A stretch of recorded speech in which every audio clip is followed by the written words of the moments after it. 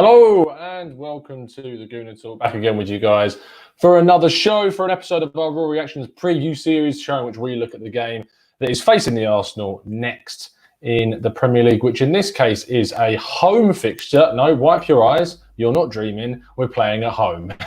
It's been like so long since we played a home game. It's now going to be July and finally Arsenal are going to be able to play a game at home for the first time in months. So thank God that's the case, finally. Even though it will be empty, it's just something about being back at the Emirates that I'm looking forward to seeing again.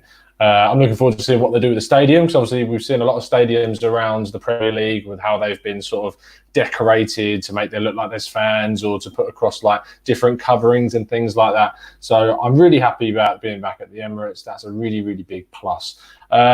I'm well aware of the timing of the show today being 3 o'clock. I know that's really inconvenient for a lot of people that wanted to usually tune in live because they're either working and whatnot. But hopefully there's going to be enough of you in here for a chat about the Norwich game, which is going to be a tough one, it's fair to say, because Norwich are a decent side, even though they currently do sit looking like they're going to be out of the Premier League this season, almost definitely. I think it's important to consider that they give teams a fairly good run for their money. You just have to look at the recent example against Manchester United. I know that Man United didn't play their strongest side in the world, but they brought on the likes of Martial and Rashford and Pogba to try and win them the game because they needed to get those points. They still had the likes of Bruno Fernandes, etc. playing, and they only just managed to beat a Norwich side that was really, really at the races, it's fair to say. So I'm very, very not apprehensive about this game. I feel confident after coming off the back of 2 wins against 2 very decent sides in Southampton. If you look at what they've gone on to do since Project Restart, a 3-0 win against Norwich, and of course their 3-1 win the other day as well. That win is suddenly looking exceptionally positive.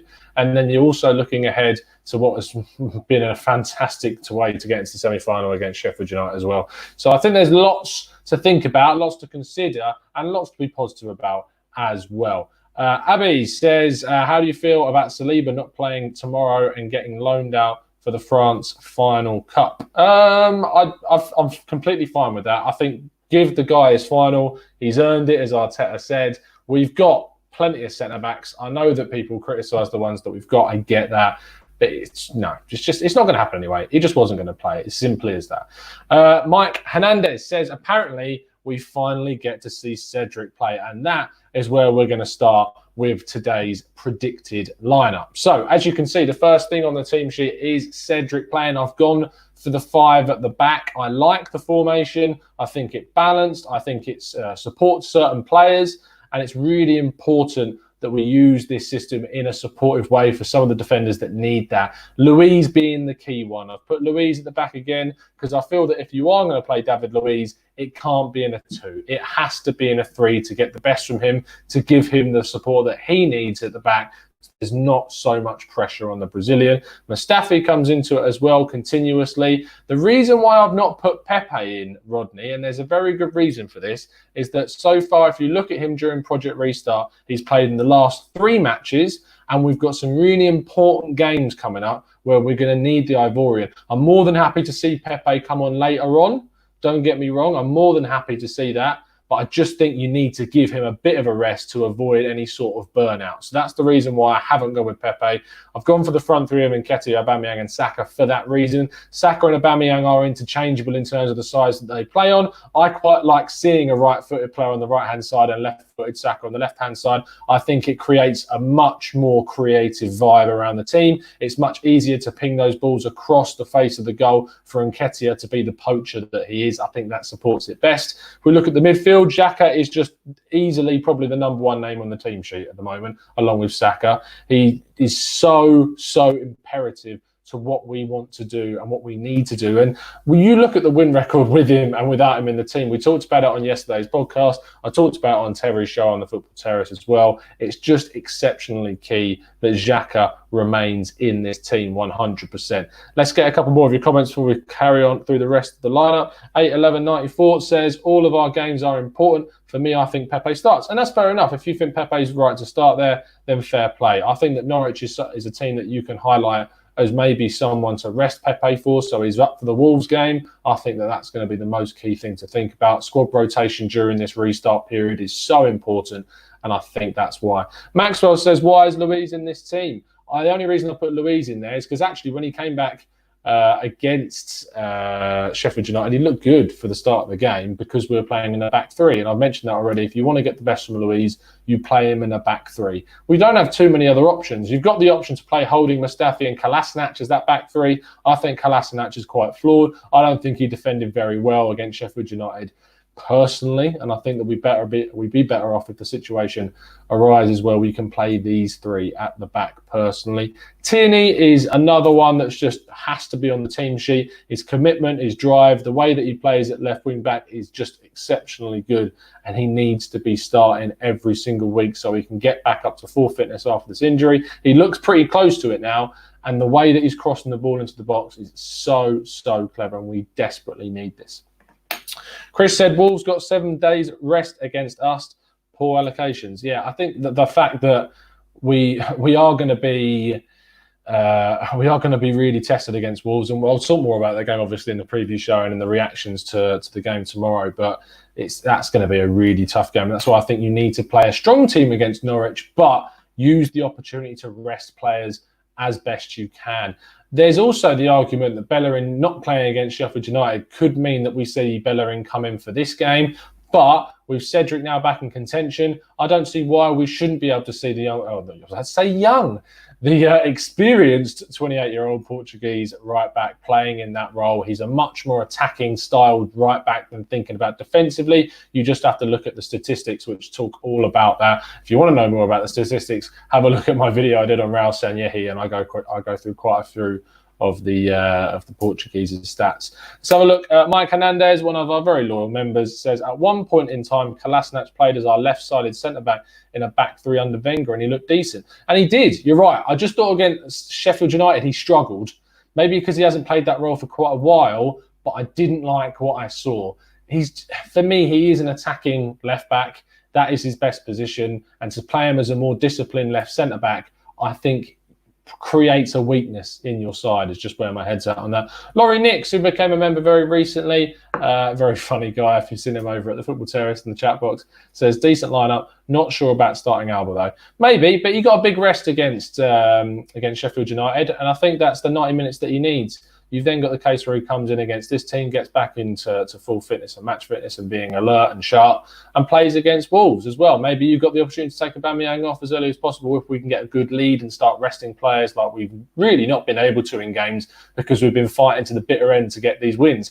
The only example so far has been Southampton, really, but we scored quite late on to secure that game as well. So we've not had the opportunity to go 3-4 goals up in a game so far. Around 60 minutes into the match to be able to do that. Manchester City get to do that all the time because they dominate games and they get good leads earlier on in the matches. We, unfortunately, don't have that. Abby asked, why Ceballos? Ceballos because he adds that extra bit of ball carrying in the midfield. I think you've got enough defensive players at the back playing in the back five that you can afford to play Ceballos next to Xhaka. And the alternatives to that is either playing Guendouzi, which I don't know whether he's going to be in the squad or not. Torreira, that is supposedly now being assessed ahead of the Norwich game, although I wouldn't play him because I think just get him fit and then maybe give him a shout against Wolves. He can come back in for that game. I think that might be important. Get him on the bench, get him to come on for the last 20 minutes or so to get some running about and under his belt. But for me, Ceballos has to start there. Willock didn't have the best game. I thought he was energetic, but he wasn't clinical. I think I was quite hyperbolic about Willock after the game, and that was more down to the fact I was so relieved with his performance and relieved that we won against Sheffield United. But I wouldn't play Willock in this game. Ainsley Maitland-Niles, again, if anything, he's going to be playing at right wing back again. There's a big shout for him to be in the side in that position with the way that he played against Sheffield United, but I just think that this team is completely fine, just completely fine for me. Rodney says he's almost 29, but for now he's 28 until he's 29. That's how it works. And it is. And I was seeing people talk about Thiago Silva, about him being 36. No, he's 35.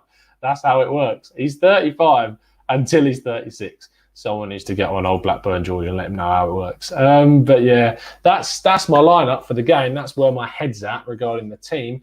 Let me know if you agree with it in the comment section below or not. Mike Hernandez says, Arteta said Torreira wasn't even doing full intense training sessions yet. Might be another week before we see him. Interesting comment. I briefly looked through the Arteta comments. I mainly looked about the squad news, and the squad news was that he was being assessed. So if that's the case, then Mike, then probably no, not at all. Asmit's asking about Pepe and Lucas. If you want to scroll back in the video, I do explain the reasons why they're not in the side. Krish KR7 says Saka faded in the game as well. Maybe he needs a rest as well. In that case, who are you looking at playing? Do you bring Lacazette on and put Aubameyang on the wing? Do you take Saka out and put Nelson in? You let me know what you'd put in, Krish, instead of Saka. Abby says, do you think Ozil will play because he brings in creativity, which is lacking? I don't think so, because I think actually we're seeing quite a lot of creativity being done now from wide areas. Tierney, especially Saka, and Pepe was when he was on the pitch as well. We had a lot of creativity in wide areas. Centrally, we kind of struggle, but that is the hardest area to create things. Sabas is arguably the most creative player centrally at the moment.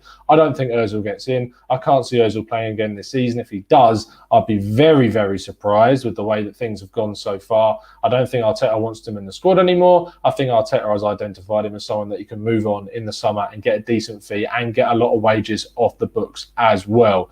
A Blue Whale reckons that Guendouzi should start. So, I mean, it's an interesting one because I don't see him coming back in yet. Maybe he will. If he is back in, I think that tells you about the contract situation and the situation with him as a player, that things have improved. If he's not in the squad, it tells you that things are very much still up in the air with the Frenchman. Omar says, do you think we need to watch out for the likes of Tom Cantwell and Buendia? You need to look out for not just those. You need to be looking out for Pookie. You need to be looking out for the wingers, the right wing backs and the left wing backs, Lewis and Aarons. They are exceptionally dangerous. They cause Man United so many problems. What we need to look at, though, is their centre-back situation, because Closer, not Miroslav Closer, a centre-back that is still very much playing. I think they signed him from Wolfsburg, if my memory serves me correctly. He's out of the game because he's suspended, and they've already got enough injury issues at the back anyway. So the centre-back area is certainly something that Arsenal should be looking at. Godfrey is there. I like Godfrey a lot. I think he's a really, really quality centre-back, and he's unfortunately a team that has to deal with a lot of pressure. Were Godfrey to be in a better side, maybe Arsenal, who knows? But I think he'd be doing a lot better because he is a really, really talented defender for 100%. Gary Holly says Mustafi may need a rest. Centre-backs, I don't feel need too much rest. They're not the ones doing too much running on the pitch. For me, I'm totally fine with the centre-backs playing week in, week out. It really isn't. I mean, you look at the likes of Van Dijk. I know that he's a very specific example and a very, very good player, but it's the same fitness of any other player, and he plays week in, week out, no matter what. So centre-backs for me, it's a different kind of player that you're looking at there. Carl Halberg, another one of our members, says, damn, just catching this, missed you, Tom, been a while. Thank you so much, Carl, for coming back in. And speaking of which, I've just uploaded a brief article. I believe it was just for members, unless I was an idiot and put it out for everyone. But there's an article out for members on the channel, letting you know about the opportunity to come on the show next month and onwards. So if you want to get involved with that, and of course, if you want to become a member, get access to exclusive content, get your comments read out more than anyone else, access to emojis. Come on, guys, that have got members there. Let's see some of the regular emojis in the chat. I said, we've designed these emojis for the chat and no one uses them. They love being a member, but for some reason the emojis aren't being used. So if you want to use the likes of Mike and Keddy Ken and Lee Judges, you can use them. And Drew, get Drew's miserable face in the chat box. There's, unfortunately, when I click it, it just says John in the chat when it comes up. But you know in the chat box, and you can see it in the chat box, what these emojis are. So there you go. Yeah, Mike and Hans, there's emojis. You should be able to click on a little symbol and it should be able to come up. I've never tried it because I'm not a member of my own channel or a member of any other channel. But there you go. See, there you go. Carl Hubbard's going Webby, Mike, John, Kenny, Ken, Judges, Mike, Ola, Judges, French, and Webby. So there you go. Loads of them that you've got access to. You just got to try and find out how you do it. It's as simple as that. David Keefe says, I love Saka, Tom, but I think we are overplaying him. I don't know. These young guys, yes, they can suffer burnout, but there's only a short time left of the rest of the season. We're trying to get him to sign a new deal. And so the best way to try and get a player to sign a new deal is to play him as much as feasibly possible. There you go, Mike. He's found them. He knows how to do them 100%.